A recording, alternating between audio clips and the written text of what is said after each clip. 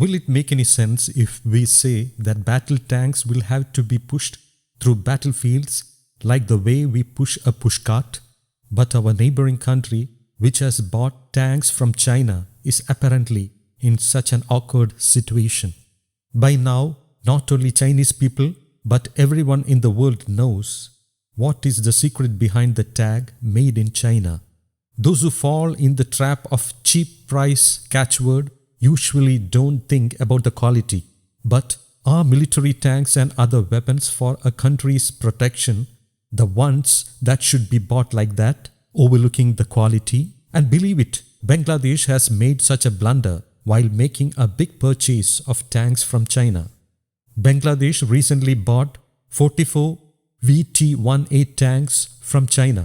Though smart in appearance and showed its extraordinary efficiency on even surfaces, its performance was not satisfactory on rugged mountain terrains. But by the time Bangladesh realized this reality, it was too late. And now it is like the country is in a trap from which it is difficult to wriggle out. Though the VT-18 tank has been developed by China, the engine used in it is Ukraine-made. Ukraine, which once had earned a good name in the manufacturing of war weapons, is not doing well now in this field.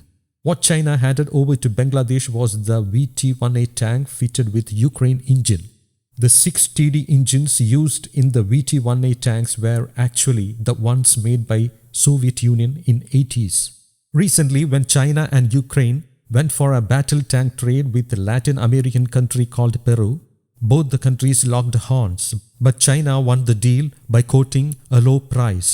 With this, China strained its relationship with Ukraine, and Ukraine banned China from exporting Ukraine-made spare part materials of war equipment to other countries.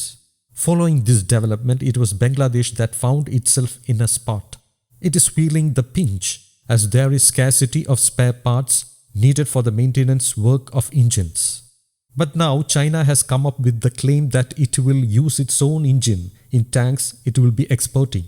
And finally, Ukraine ended up losing contract with Peru and losing market for its engines.